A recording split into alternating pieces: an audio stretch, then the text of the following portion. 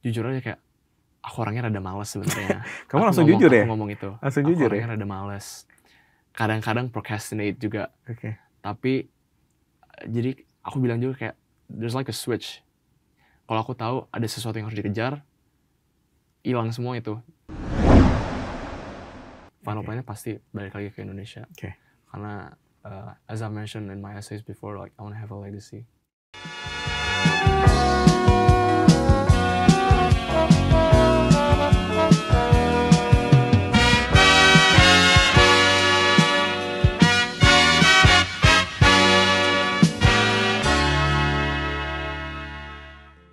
Selamat datang di Education USA Talks, kembali lagi bersama saya Muhammad Iqbal.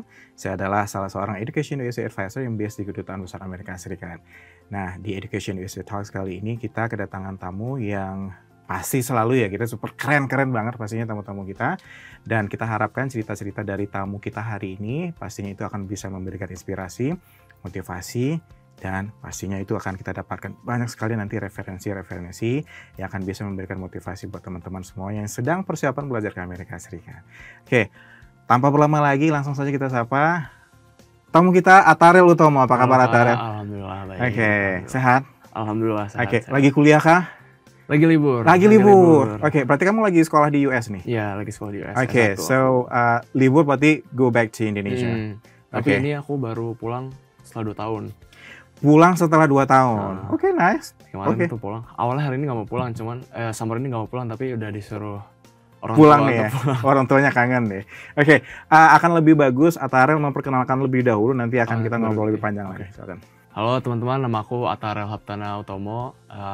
Aku sekarang lagi kuliah di North Carolina State University, S1 jurusan Industrial Engineering. Oke, S1 di NC State ya, North Carolina State University. Nah, tadi kan kita sempat ngobrol juga nih ya, Atharel, bahwa sebelum ke NC State, ternyata Atharel itu sudah ada pengalaman setahun juga di Cleveland. Dan sebelum itu juga sempat ada di ITB juga ya. Nah, mungkin bisa dicerita sedikit nih, kenapa akhirnya dari ITB and then Cleveland and then you end up in the NC State. Kesannya jadi kayak pindah-pindah ya. Ya, kesana kayak pindah-pindah nih. Jadi aku pas waktu itu lulus SMA, itu aku udah keterima di Belanda, di Wageningen University Food Technology. Dan pada saat itu ada COVID kan, pokoknya setelah aku keterima 1 bulanan gitu ada COVID. Terus mereka kasih opsi katanya mau dibatalin admissionnya, di refund semua atau di postpone sampai nggak tahu kapan. Kan waktu itu COVID masih kurang jelas ya. Akhirnya orang tua bilang udahlah dipospon aja, kan nggak tahu kapan. Akhirnya waktu itu cari kuliah. Nah, aku tuh waktu SMA tuh pikirannya kalau gap year tuh masih jelek gimana lah. Gitu ya. Masih kayak aduh masa teman-teman yang lain kuliah, aku gap year gitu, malu. Terus nggak boleh PTS juga sama orang tua. Jadi kayak aduh gimana nih opsinya kalau nggak ikut UTBK ya cari-cari universitas negeri kan. Akhirnya pas lagi cari-cari ITB Internasional masih buka pendaftaran. Tuh persiapan IELTS tuh sebentar banget, cuman seminggu atau 2 minggu. Habis itu tes, disubmit ke ITB, ada persyaratan IELTS, nilai dan segala macam, rapot, keterima ternyata di gelombang 3 kalau nggak salah. Di jurusan apa? Itu jurusan teknik mesin, ya, teknik mesin internasional. Karena waktu itu mikirnya kayak, ada double degree-nya, sama ada pertukaran pelajar kan, ada student exchange. Aku dari kecil kan pengennya setidaknya pengen kuliah atau enggak tinggal di luar negeri gitu, ngerasain experience-nya. And then setelah dari ITB, and then dari ITB you stop for how many years you spend in the ITB? For like 1.5 years. 1.5 years, and then you don't like it? Kurang cocok mungkin ya.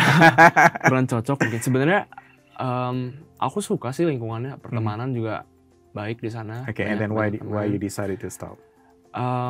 Karena mikirnya kalau menurut aku ya S1 dan S2 di luar negeri itu feel-nya beda. Karena kalau S2 kan sebentar ya. Kalau S1 tuh kan hidup-hidup lagi remaja-remajanya gitu. Di luar tuh hidup sendirinya gimana. Jadi masalah apapun tuh sendiri dulu lah, baru kalau nggak bisa udah ini baru misalnya tanya gimana nih gini gitu. Berarti experience itu yang ingin kamu dapatkan ya sebenarnya. itu experience yang ingin aku dapatin. Akhirnya memutuskan kenapa akhirnya pindah ke US gitu. And the first choice that was Cleveland. Ya karena saat itu midway semester 3 kalau nggak salah di ITB tuh. Terus itu udah kepikiran berminggu-minggu kayak aduh keluar nggak ya. Cuma waktu itu mikirnya kayak sayang tapi kayak udahlah terusin dulu, ntar kan bisa exchange atau enggak double degree masih keluar negeri juga. Cuma mikirnya tapi cuma sebentar ntar kalau gitu kurang nggak ngerasain gitu. Terus akhirnya coba ngobrol sama orang tua gimana kalau keluar, terus coba ke luar negeri lagi kan waktu itu nggak jadi kan. Terus akhirnya ya udah cobain aja dulu. Di US itu kan ada 2 intake ya, ada winter sama fall. Pada saat itu sedikit banget university yang masih open buat winter intake, jadi kayak Cleveland tuh salah satunya. Terus pas lihat, jujur itu universitasnya emang jelek menurut aku, lebih jelek dari ITB, lebih jelek dari ITB, iya. Sepertinya ya, feel-nya kayak. How could you say that? Kenapa kamu bisa mengatakan itu? Karena kayaknya nggak termasuk community college, tapi itu kan di Cleveland. Dan ranking juga menurut aku nggak peduli ranking sebenarnya. Cuman dari soal kualitas pendidikan, aku kan pernah di sana 1,5 tahun di ITB. Menurut aku masih bagusan ITB waktu itu. Jadi kesana tuh, karena dulu aku pernah baca kalau di US tuh setidaknya kita kalau udah masuk, nilainya bagus dan segala macam, mau transfer ke universitas lain tuh gampang. Jadi kayak, yaudahlah nggak apa-apa, yang penting masuk ke US-nya dulu, benerin belajar yang bener, GPA naik segala macam, baru transfer ke universitas yang lebih bagus. Walaupun nggak gampang juga sebenarnya. Waktu itu belum ada kepikiran gampang apa susah, yang penting masuk dulu deh gitu. Agak apa ya? Kayak Hail Mary gitu, ya udah coba dulu lah. Coba dulu gitu ya. Gitu, ya. Di Cleveland berapa lama? Di Cleveland 1 tahun. 1 tahun. And then you decided to do a transfer agreement. Terus akhirnya pindah ke NC State. Waktu itu pilihanku tuh Purdue University, NC State, sama kalau nggak salah Illinois, University of Illinois. Udah tuh ngisi semua application segala macam. Ada lagi kejadian waktu itu. Jadi yang Purdue sama Illinois udah kan keisi semua.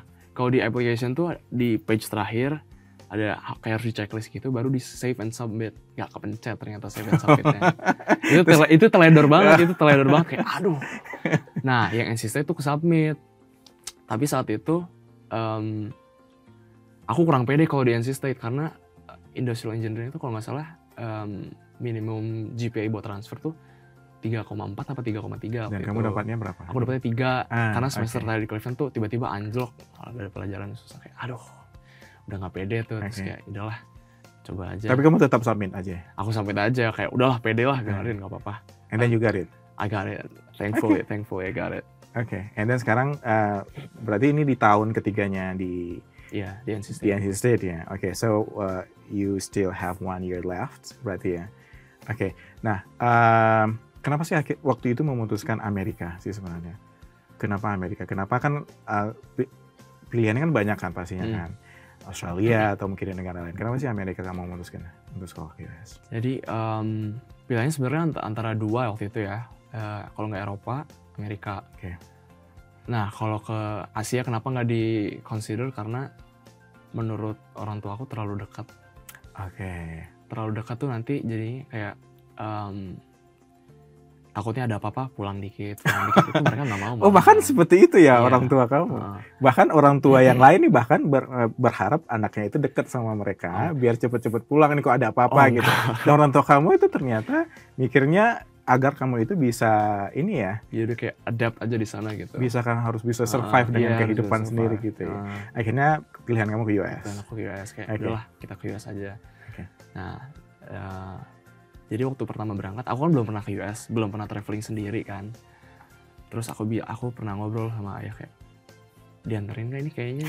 Karena kan waktu itu sebenarnya berani gitu, kalau traveling gitu, cuman kayak, aduh tiba-tiba jauh gini sendiri, terus di sana belum kebayang waktu itu. Terus akhirnya orang tua kamu nganterin? Terus enggak. Oh ya? Enggak. Jadi waktu itu aku ngobrol sama ayahku katanya, udahlah nggak apa-apa, bisa kok, bisa.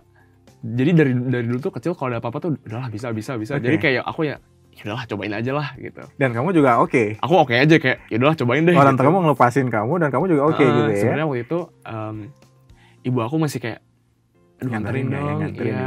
Atau nggak minta tolong ayah anterin gitu. Cuman ayahku kayak udah nggak usah, berangkat sendiri aja gitu. Bisa lah. Kayaknya waktu itu udahlah cobain aja akhirnya. Tapi menarik loh, akhirnya tapi kamu bisa ngelewatin ini ya, challenging itu semua kan? Iya. Okay. Jadi pas kesana, dan pada saat aku sampai Cleveland itu tuh mereka kurang apa ya, makanya aku bilang ITB itu mungkin lebih bagus, mereka kurang terorganisir gitu loh. Oke, jadi kayak secara kampusnya. Jadi kalau international student tuh sampai sana, mereka ada kirim email tuh bakal dijemput di bandara dan ditunjukin langsung ke dorm. Waktu itu aku terdampar juga di bandara kayak sampai 3 jam atau 4 jam. Siapa yang jemput jadinya nih? Kayak nggak ada. Terus kan nggak tahu apa-apa ya. Benar. Kemana nggak tahu, kesini nggak tahu. Dan public transportation Cleveland tuh jelek banget juga. Jadi kayak mau ke tengah dari bandara tuh susah. Akhirnya email. Setelah 3 jam atau 4 jam ada yang balas kayak, oh iya, ntar di arrange transportasi gini-gini. Akhirnya tunjukin dormnya ternyata belum siap. Oke. Ada aja masalahnya. Iya. Ada aja masalahnya. Tapi kamu ngerasain bahwa itu proses yang harus kamu lewatin dan kamu menikmati itu nggak? Aku sebenarnya kayak ada lagi, udahlah gitu. Ya udahlah ya. Malah jadi udahlah ketawa gitu kayak. Jadi kita ada lagi. Bukan yang kayak aduh ada lagi ini. Jadi kayak bukan ngebatin sendiri gitu loh. Jadi kayak ya udahlah. Ya udah gitu ya. Ini harus dilewatin gitu ya. Jalanin aja. Oke. Jadi waktu itu akhirnya nginep di hotel sama mereka 1 apa 2 malam gitu. Di hotel. Akhirnya pas di hotel tuh udah tuh kan jet lag ya. Jet lag, udah aku keluar aja, aku jalan-jalan sendiri tuh. Hari pertama pertama sampai, udah daripada pusing-pusing mikirin ini nggak bener, dormnya gini. Terus akhirnya aku jalan sendiri aja tuh, udah keliling beberapa jam gitu. Balik ke hotel udah malam, akhirnya capek juga kan jalan-jalan tidur akhirnya aman di situ jet lagnya. Pengalaman kamu mungkin di awal mungkin tidak begitu yang enak kali ya mungkin. Tapi apakah di saat itu kamu memutuskan untuk pingin balik nggak sih? Atau pingin ngelanjutin? Pengen lanjutin. Penasaran nih dengan US seperti apa gitu ya. Adaptationnya awal-awal kehitung cukup sulit ya. Karena di Cleveland tuh kan banyaknya, maksudnya banyak mahasiswa internasional. Tapi kan mostly dia dari India. Dan menurut opini aku, orang-orang dia itu sukanya mainnya sama orang-orang ini sendiri. Oke. Dan kamu komunitas orang Indonesia rame nggak di sana? Di Cleveland? Nggak ada. Di universitas itu nggak ada. Jadi aku dari awal sampai tuh emang nggak ada komunitas orang Indonesia. Tapi pas sudah baru-baru mau pindah tuh ketemu kayak ada orang Indonesia yang tinggal di sana, ada yang anaknya lahir di sana. Terus jadi kayak akhirnya nemu gitu nih ada orang Indonesia beberapa gitu. Oke.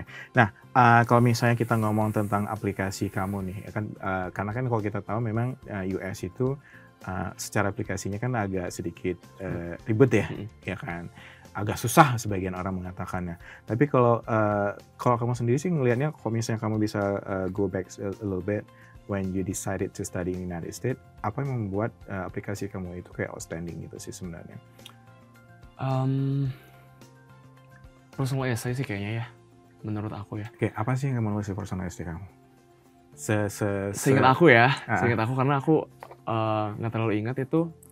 Aku soalnya pernah ngobrol kan sama temen yang udah pernah kuliah di sana, lagi kuliah di sana setelah 1 tahun atau 2 tahun di atas aku. Kalau essay itu udah jangan terlalu dipoles karena mereka udah males bacanya kan, orang-orang kayak banyak yang mungkin show off atau apa, mereka tuh udah males baca yang kayak gituan. Jujur aja, sih udah aku kayak yaudah deh, akhirnya nulis essay. Ada beberapa essay kan waktu itu ada kenapa mau kuliah di sini, kenapa mau ke US, kenapa mau pilih jurusan ini, dan kenapa. Satu essay lagi tuh essay yaudah kamu tulis cerita aja lah gitu. Terus akhirnya aku cerita kayak pokoknya satu kalimat yang inget aku tuh bilang kalau I want to have a legacy in this world. Oke. Itu ada di essay aku. Oke. Dan menurut kamu itu mungkin part itu yang mungkin agak sedikit yang oke kali ya. Karena itu lagi awalnya tuh aku lagi bilang kayak jujur aja kayak aku orangnya rada males sebenarnya. Kamu langsung jujur ya? Aku ngomong itu. Langsung jujur ya? Aku orangnya rada males. Kadang-kadang procrastinate juga. Oke. Tapi jadi aku bilang juga kayak there's like a switch. Kalau aku tahu ada sesuatu yang harus dikejar, hilang semua itu, langsung jadi ambitious. Padahal aku kalau lagi biasa nih nggak ada ambitious-ambitiousnya. Menurut aku nggak ada. Oke. Dan akhirnya kamu, nah bagi orang-orang yang ingin sekolah ke US berarti saran kamu berarti essay itu menjadi salah satu poin yang sangat penting nggak sih? Sangat kuat. Kalau di US itu sangat berarti kuat. memang harus benar-benar dibuatin sedemikian rupa, harus ditulis sedemikian rupa. Waktu itu kamu sendiri atau gimana? Sendiri ya.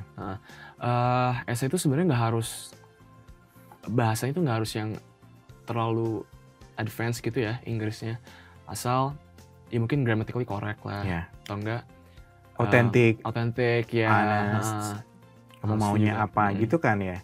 Jadi ya mungkin sebagian orang mengatakan bahwa kayaknya ke US susah nih, salah satunya essay harus yang macam-macam. Tapi sebenarnya kan nggak kan ya? Enggak kan. Yang penting yang kayak kamu bilang tadi authentic, terus yang kayak be honest dia kan, terus ya kayak punya reasons why you want to study there. Okay. You have to be honest. Aku ingat pas aku udah keterima tuh, aku tanya ke teman kan kayak essay lo apa waktu kemarin. Terus dia bilang, dia nyeritain tentang kucingnya.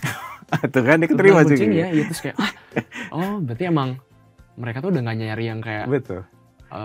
Aku pernah kompetisi ini, aku pernah gini-gini, enggak. Ya mereka kan, tapi kan kita nggak akan pernah tahu ya di admission itu seperti apa mereka keputusannya itu seperti rahasia dibalik itu dari rahasia itu kan. Tapi kan sebenarnya yang kamu bilang tadi itu, but at least you have to be yourself, ya nggak sih? Jadi nggak perlu harus yang macam-macam. Nah, do you think like kalau misalnya orang ada prestasi itu nilai plus kan jatuhnya? Itu nilai plus. Ya kan. Tentunya. Jadi nggak mesti harus ada prestasi A B C D sehingga nggak kan. Oke. Pengalaman kamu ya kamu apa adanya. Aku apa adanya aja. And then you get it, right? Iya, masalahnya pas SMA tuh aku prestasi nggak ada sebenarnya. Kalau pas SMA tuh ya, karena bercanda terus pas SMA sebenarnya jujur bercanda terus. Tapi jadi pas aku yang di Cleveland setahun, di ITB setahun tuh kan nambah harusnya. Tapi pas SMP tuh aku akselerasi. Jadi kayak pas jadi riset lagi. Iya, jadi kan awalnya kecepatan setahun, jadinya ngulang lagi, ya udah sama lagi. Iya. Nah, sekarang udah berapa tahun di US sebenarnya? What do you expect to get? Sebenarnya apa yang ingin kamu harapkan? Karena kan pasti kamu setiap tahun berubah-ubah nih. Saya pinginnya ini. Setelah 3 tahun di sana itu, what are you looking for? Sebenarnya apa yang kamu lakukan selain pendidikan? Oke, mostly connections ya. Okay. Why do you think connection is so important? Oh, it's really important. Kalau aku kan pengen bikin bisnis nanti kalau udah lulus, atau enggak kerja bareng, melanjutin apa yang ayah lakuin sekarang kan. Itu connection itu matters banget. Jadi kayak salah satu aku mau S1 di sana itu karena kita selama nggak 4 tahun lah, gitu kan aku transfer ya. Selama 3 tahun di NC State itu kan pasti cari teman, terus ntar teman-temannya itu lagi. Jadi kayak it's gonna create like bond, you know. Karena kan kita di sini sama teman-teman, misalnya kayak aku SD sampai SMA tuh sama sekolahnya. Jadi kayak teman-temannya ya udah itu lagi. Jadi kayak pas ke sana gak kenal siapa-siapa, bingung dong. Gimana nih? Udah gitu kan bahasa pertamaku bukan Inggris kan, Indonesia kan. Jadi kayak waktu awal-awal sana tuh masih ada rasa canggung kayak aduh, kalau mau approach duluan gimana? Takutnya salah, gini. Iya. Tapi makin kesini udah santai sih. Udah santai banget. Networking kamu seharusnya menambah dong. Iya, alhamdulillah. Alhamdulillah. Dan itu nanti akan kamu manfaatkan gitu ya. Kamu balik ke sini, do something, startup atau apapun itu gitu ya.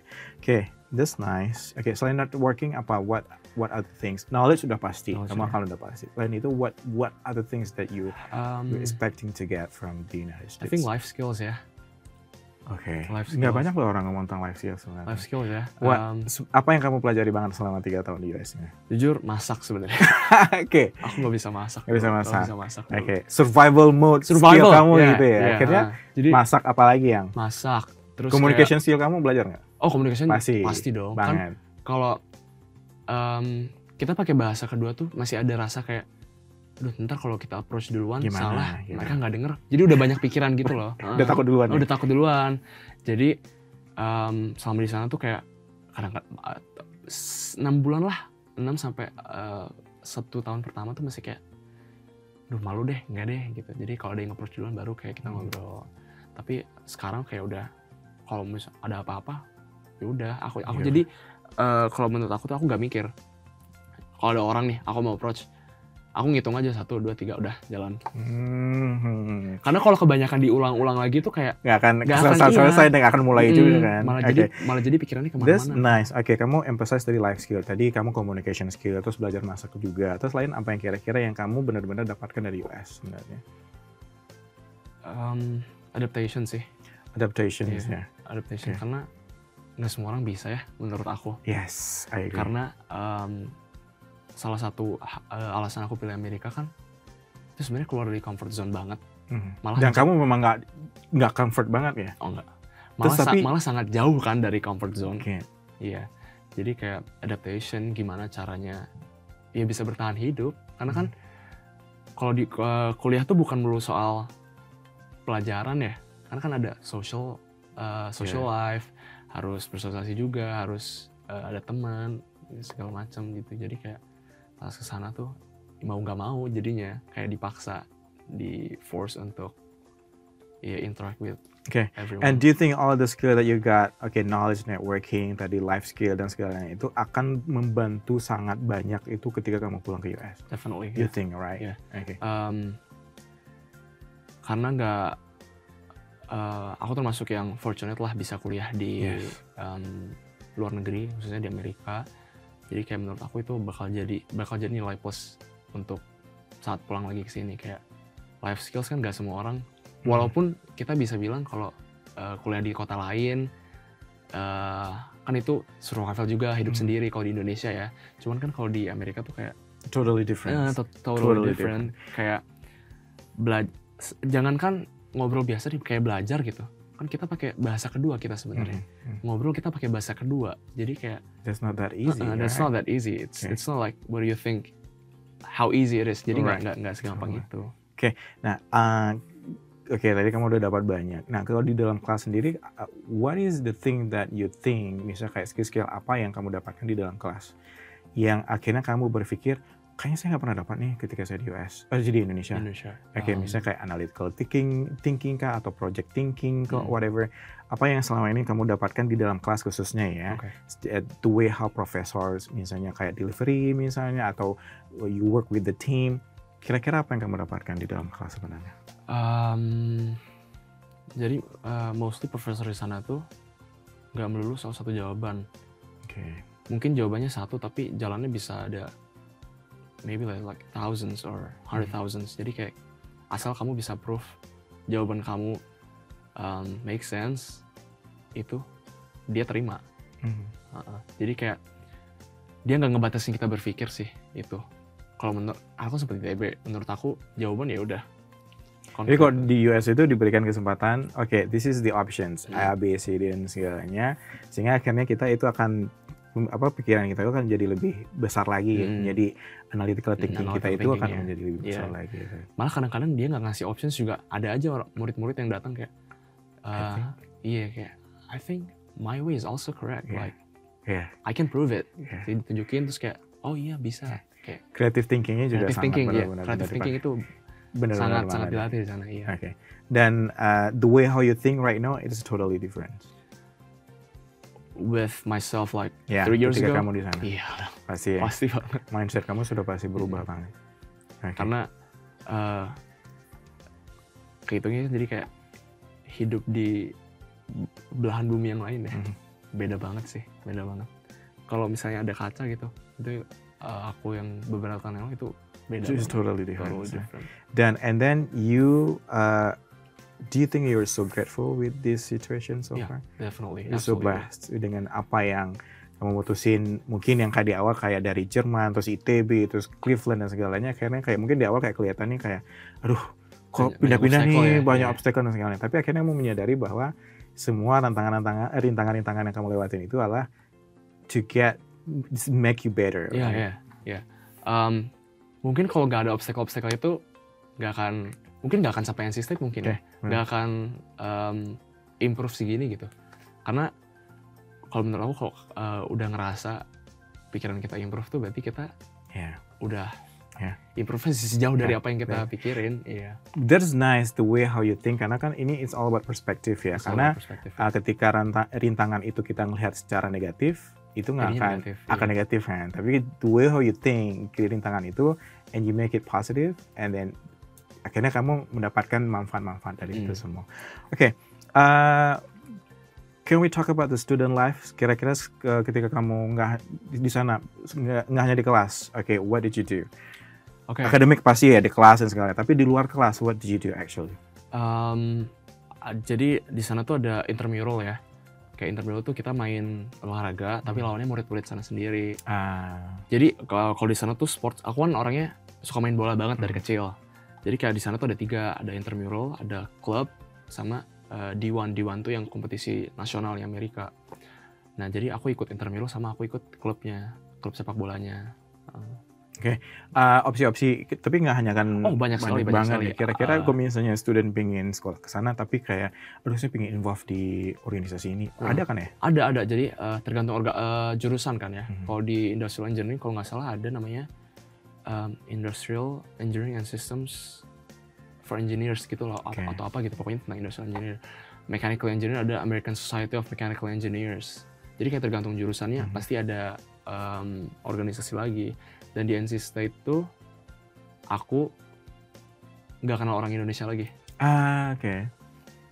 Jadi menurut aku yang bikin aku improve juga karena aku mainnya benar-benar sama orang yang punya perspektif beda gitu loh.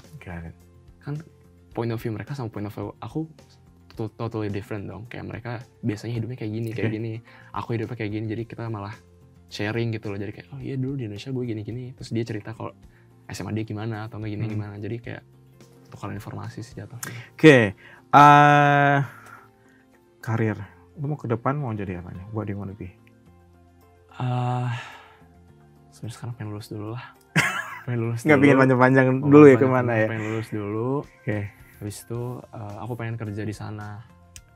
Tapi bukan untuk waktu yang lama sih. Mungkin kayak 3-5 tahun lah.